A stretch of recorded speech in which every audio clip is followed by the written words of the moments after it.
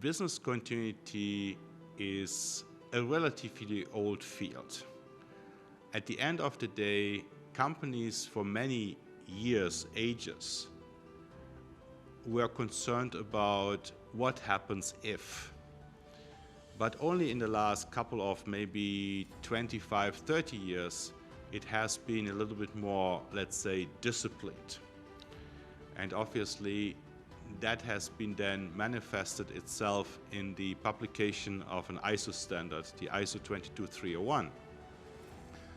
But one of the biggest issues we see still is that companies think business continuity is exclusively IT continuity. And while I do understand that notion in terms of we need to make sure that our IT systems are functioning in all circumstances, business continuity is not just IT continuity. So let's make an example. Let's say you are a company that has laboratories, and in those laboratories you are testing items like SGS does. Is it important that our IT networks are working? Is it important that we have internet connectivity? Absolutely, no question about that. But at the same time, what happens if the laboratory is not available? What happens if the building is down? What happens if there is some kind of bus driver strike and therefore the employees cannot come to the office? What happens in case of natural disasters like floods and people are stuck at home? What happens in case of pandemics like COVID and people are not allowed to drive around?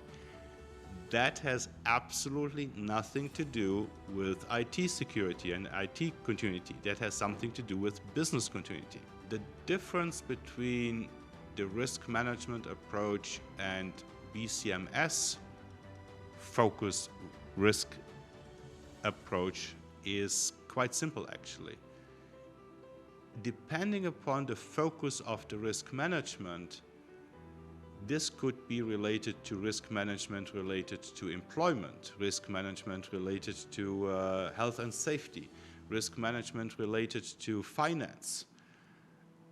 While those aspects of risk management are absolutely crucial and imperative for an organization to look at, business continuity really asks, what if? And frankly speaking, one of the issues we see on a regular basis is it's too granular, too detailed. What if there is a flood? What if there is a hurricane? Well, that is not really that important. It's more important what is the consequences of this event happening. So a hurricane, a tornado, and a flood may lead to the same issue: building not available, transportation routes blocked. And that is the real thing that needs to be addressed. ISO management system certifications provide assurance that something is done correctly, that something is done as per established processes and procedures. It's not an ad hoc kind of situation. The times where somebody can say, yeah, you get your parts in maybe not 3-4 months because our warehouse just burned down, are over. Customers don't care whether your warehouse burned down or not. Customers want their product when you promised them they would get them. The times where a bank can say, well, sorry, our offices are closed for the next 2 weeks because, well, the building just collapsed. Please come back in 2 weeks' time when we have established a container as a temporary office, are over. People want to have access right now and not somewhere, maybe not in the future. So in essence, an established management system for the management of business continuity is an essential competitive advantage because it provides assurance to all parties involved, whether this is stakeholders, shareholders, employees, suppliers, customers, that the organization is prepared for the unthinkable, prepared for the oopsie-doopsie kind of surprise. The core competences required for implementing, maintaining, and executing a business continuity management system are related to really understanding what could go wrong and then establish suitable timeframes for recovery. And these timeframes for recovery may depend upon the organization's needs. Actually, it more depends on the customer's needs of the organization rather than the organization's needs. So it's not just something the organization can, sit in an office and say, oh yeah, maybe we should be able to recover within 2 days, maybe not. No, it really is about understanding the customer needs of that organization. And that is something that obviously the professionals in the business continuity world will know. So for organizations that are embarking on the journey of implementing such a BCMS, business continuity management system, it's highly recommended that they identify suitable individuals which either have already the prerequisite knowledge and experience, or sending those people to applicable classes, for example to SGS Academy classes, so that they learn the applicable and required details. The biggest number of mistakes in implementing a BCMS are, let's say, the classical issues related to management system implementation, and this is lack of resources and lack of management commitment. Because if management just says, yeah, go ahead and do it, rest assured it will not happen. But if management is behind the program, rest assured it will happen. And that also means that management will provide adequate resources. But this is a typical management system challenge. This is independent whether it's BCMS or quality or environmental management systems. The specifics related to BCMS are the fallacy that many organizations go into and fall into, and this is thinking that business continuity is IT continuity. As I already mentioned earlier in a slightly different context, those things are connected, but they are definitely not the same. IT continuity is important, but if this is the focus of the BCMS, I'm sorry to say it's not a BCMS. I do have an example of an, let's say, worldwide operating company with about 10,000 people or so. And when COVID started, they first recognized that there is, some kind of issue with absentees in China. And well, sooner or later it was not in a city in China, it was all over the country.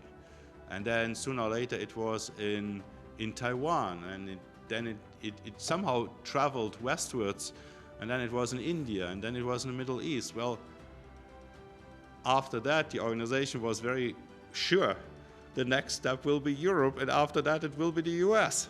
So the organization had a couple of days, a couple of weeks time actually to prepare, but they were able to do so because there was this BCMS, there was this business continuity management system that had some kind of, let's say, sensors in the network, some feelers in the network that gave that information saying, heads up, there might be something, heads up, there is something, and then let's analyze what it is and what kind of impact it has. Subsequently, that organization did not shut down. There was not a single day lost in the Americas or in Europe, because, well, by the time the government said, or governments said, nobody is allowed to travel, they had already initiated the appropriate measures and everybody was already working from home. So for me, that is a wonderful example of Yes, an existing, well-established business continuity management system is not just reacting to immediate disasters, but also disasters that are announced, for lack of a better word. I mean, an earthquake is never announced.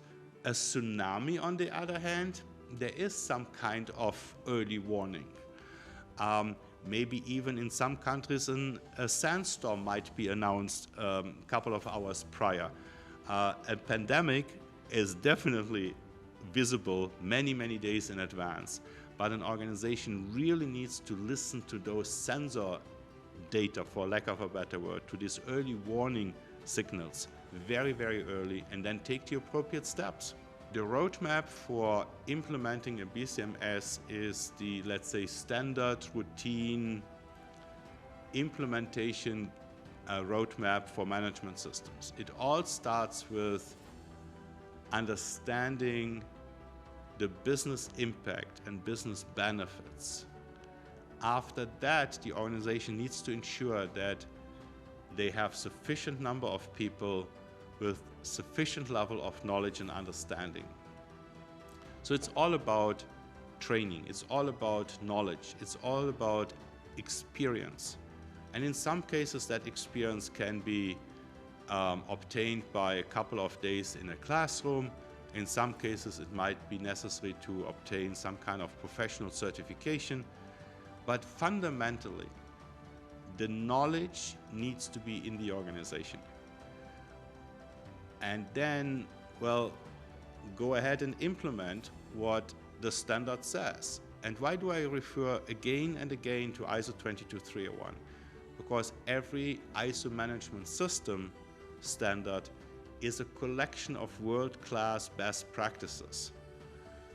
Sorry, I need to admit, I'm lazy. I'm not willing to invent the wheel again. I'm going back to what other people have experienced, and this knowledge of best practices is manifested in ISO standards. So this is coming from the knowledge of the world best people on those committees. They are contributing with their wisdom and experience and putting these best practices into the standard. And then the organization obviously needs to follow those requirements or guidances depending upon what standard we are talking about. So in ISO 22301 we are talking about requirements and implementing those requirements. And then obviously the next step would be to have a lot of several internal audits, and then of course we as the certification body would be able to step in with a gap assessment where we would identify the potential gaps that are still existing. But I need to emphasize the gap assessment is voluntary and not a requirement. After that, we are going for what we call the stage 1 review.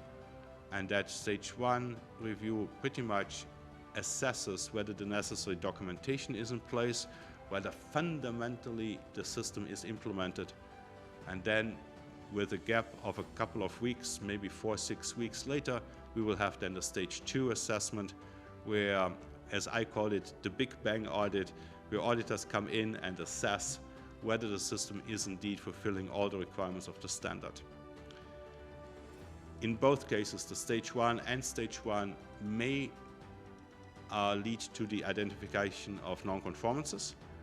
In either case, those non-conformances need to be addressed prior to the issuance of a certificate. So after the stage 2, with a very high probability there will be a certificate being issued, of course assuming all the requirements have been fulfilled, and then the certificate is valid for 3 years, and we will need to have annual surveillance audits to come back and verify whether the system is still alive. And then after 3 years we will have a recertification audit, at which time the auditors will then verify major changes didn't have an impact, and routinely the time necessary for the surveillance audits are about 1/3 of the original stage 1, stage 2 audit, and for the recertification audit is about 2/3 of time necessary of the stage 1, stage 2. But I really want to emphasize while there is some moment in time the system is implemented and therefore ready for assessment, the system must continually be improved. When I'm coming in as an auditor, regardless of the management system, and I don't see any improvement, that is a violation of requirements, but it also tells me something about the lack of management commitment.